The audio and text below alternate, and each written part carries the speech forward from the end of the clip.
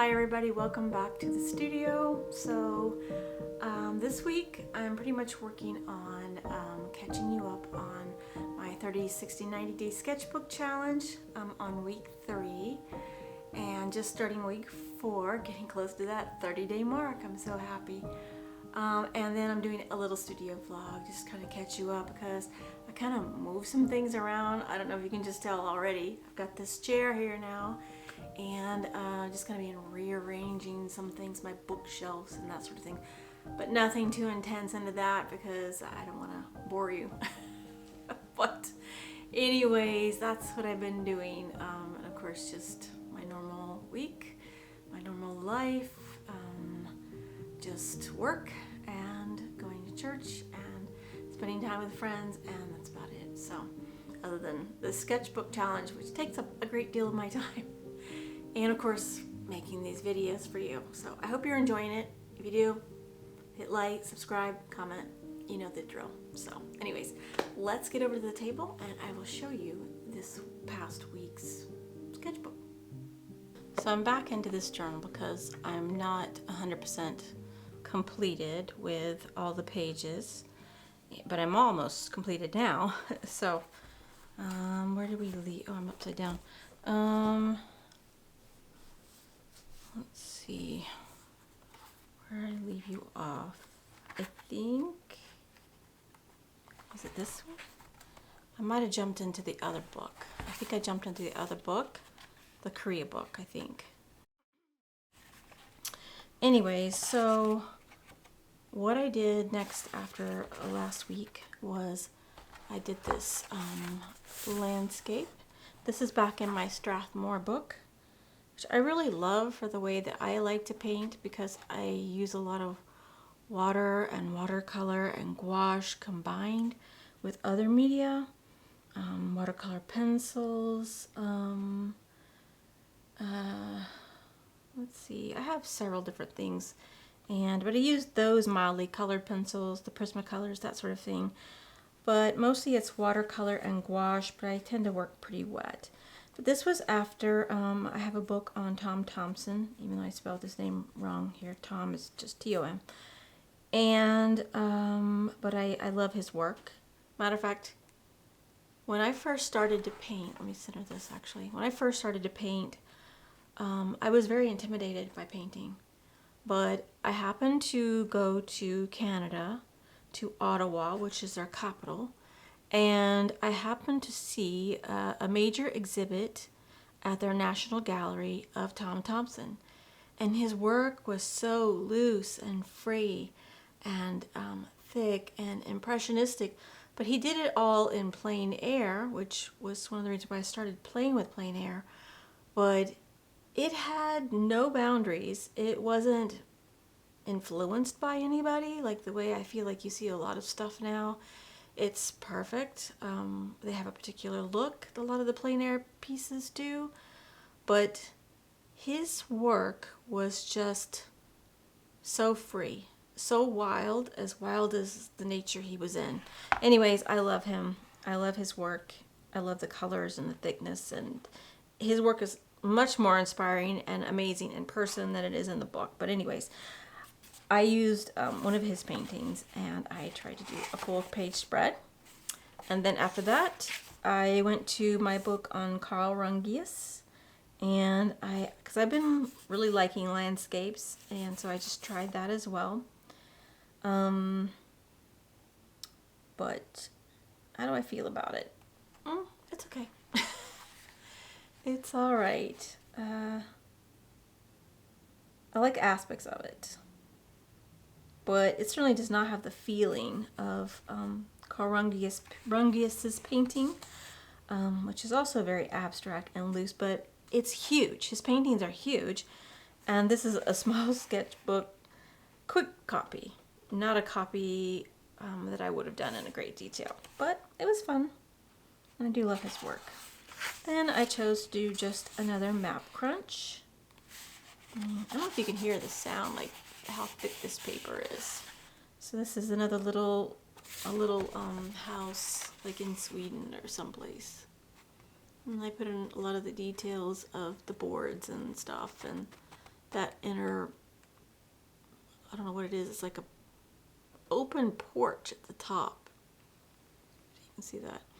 That was kind of interesting, but it's not amazing because I feel like there's something about Google Street View that unless you maybe have it set a particular way, there's some I don't know, perspective issue I feel like it's going on there, but they're fun to do if you're just looking for something.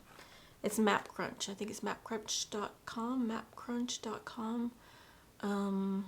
What they do is that website pulls random images from Google Street View, and you can just pick a country. Now you can also do that yourself, and that's what I've done in the past. What I did initially before I even heard about MapCrunch, because I love Google Street View. Anytime I want to go someplace, I use it to, like, if there's a new doctor's office or a place I need to visit, or when I'm going on vacation, I can find out so much with Street View and get a feel of where I'm going and what to expect. So I love it. But it's also great for art. And then this is a study from a photograph that I took myself back in 2019. So what happened was I got an opportunity to, well, first I decided I want to go to the Brandywine Valley area, which it was where Andrew Wyeth was from and lived. And a lot of stuff is there that influenced his major work, specifically the Cunor Farm. But when I looked into finding out about going on that trip, and just planning it, I found out that the Brandywine Museum had come up with an agreement with the Cunor Farm to allow artists to go there and paint. So that's what I did. And it's like a small group of people that they allow per day on certain days. And it's still a working farm. His son, Carl's son, still works the farm. He doesn't live there. I think he lives nearby. So he's working the farm, and you see them, people working on it here and there. But it was amazing. And I mean, I don't know if they still do it this way. And I'm sure a lot of it was shut down during COVID. But I got to go right before COVID. And so anyways, I was unbridled, walking around, of course, in awe.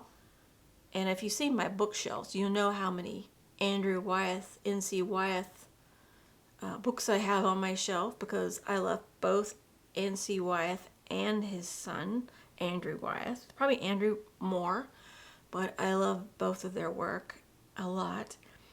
And I just wandered around the farm, and I'm sorry if I'm rambling on too much about this one page, but I just rambled around the farm on my own, unaccompanied. They allow you as a group of artists to just wander around for the day and walk inside the house and around, and there's nothing inside really, but and there's a tour that they give you at the beginning. But then I was just able to wander around and just set up my stuff and paint in various locations, but I was too busy walking around, my mouth open, and realizing, oh, this is that view, and this is that view, and that's that view.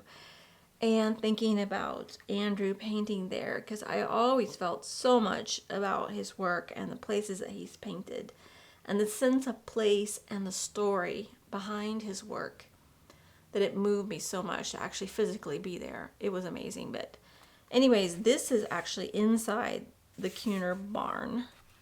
And there's a portion of this barn is just open, and you walk in, and there's like a stable over here and a series of rooms where animals would have been kept. I don't think there's anything in there now. And just stuff in this window here. And then on the other side over here, like if we could turn. So right behind you, right over here is where we walked in. And you walk in here, and if you know, I'm just saying this, if you know anything about Andrew Wyeth. And if you turn right here, there's another tiny little room. And that's that room that he painted, where it's got a concrete tub with a bucket above it. If you're an Andrew Wyeth person, I'm sure you know what I'm talking about. And I'll try to put in a picture of it if I can remember. But yeah, it was right there. I couldn't believe it. Such an iconic, famous painting of that little spot. And it's amazing for what it is. It's just a water trough, a concrete water trough with a dripping faucet and a bucket. And it's amazing. Anyways, this was my interpretation of that photograph of the inside of the barn. And there's this weird pink, like a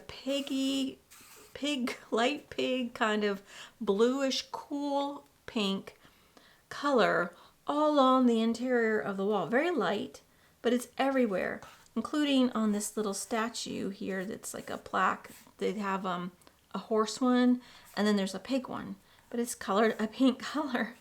And so it's kind of interesting. But that's what I did in here. So, and yeah, that's all I did in this book. And the back is just me playing. This was not for a sketchbook challenge night. I was just playing with throwing down some paint, and I'm doing something from my imagination. A bunch of little white sheep and a little cottage house. It's really just imagination versus this full-on reference. But I do like painting rooms. They're fun. And then the little thing that was in the window is like some sort of a can. Let's see if you can see it up close. Of course, all these images are on my Instagram page, so you can hop over there if you're interested in seeing more of that. Or you could watch last week's video to see last week's stuff. And then you saw last week I had this new sketchbook as well. And I had done this church, something else I was working on, but I did one. Let's see, no, I did two things in here. I did this little fun set of trees, very colorful. I was using my Tombow color pens and some, I think just some Prismacolor pencils for the lighter trees in the back. I just wanted to do something very bold and play with the Tombows because I really still don't feel that great about them. They're so bright. And then I just did something really small here, a very small landscape. And I think this was also after Tom Thompson. I think that was in the Tom Thompson book. But this paper is very thin. And so we'll see. I did buy myself 2 more Strathmore books, the mixed media. They're just so much more expensive. It's like $20, $19, $20 a pop for these guys. But I really like the way that they feel. Perfect if you're wanting to paint inside a journal, I feel. So that's that, and that's just something from my imagination that I glued in the cover. It's actually quite old. Anyways, so that's that. That's what I did this past week. And yeah. Let me know if you have any questions, of course. And what do I think overall? I do feel like I'm actually getting into painting so much more. I turn off the TV earlier now and I come in here and start working. Probably by like 8 or 9. I'm in here working on my little journal entry. And so I feel like it's actually kind of good. It's opened me up to painting more. Because I do feel like I've been hindered by the fact that I feel somewhat judged by, and I know I shouldn't, but by myself as well, because there was a time where I was trying to lean more into classical work, and now I just want to find balance between the classical drawing and the tightness and the looseness. And like I said, I showed you this duck last week, and I feel better about that. And I feel better, even though it may not seem very loose to you. There's Scooby chirping away outside. It may not seem loose, but it feels looser. Even though it has the detail, has some detail, but there's some looseness in there that I'm really enjoying.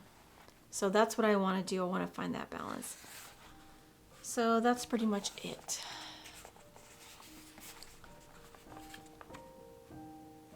So yeah, that's what I'd like to find. I'd like to find some balance. If you know who Kwang Ho is, he's married to Adrian Stein. They're both amazing artists. But I really like Hwang Ho's art because it is more balanced to the way that what I would like to achieve, a balance of the accuracy with the looseness, the freedom. And yeah, that's my ultimate goal. And we'll see how it goes. Almost done. Week 4 coming. So excited. Feeling a little bit better about it actually, so that's a good thing. Yep. Okay guys, that pretty much wraps up this week because I didn't want the video to go on too long. However, I just wanted to show you a couple of quick glimpses because I told you I rearranged my studio, and so this is pretty much what it ended up looking like. It's better than it was, and it's a little bit more organized, but it's still not my perfect studio. Maybe one day. But anyways, I thought I'd just show you a quick glimpse before I let you go, and I hope you have a beautiful week. If you watched all the way to the end, type in the comments the word sketchbook, just so I know that you were with me till the end. And I really look forward to catching you up with what's going on in my sketchbook next week. All right, guys, be well. Have a beautiful week.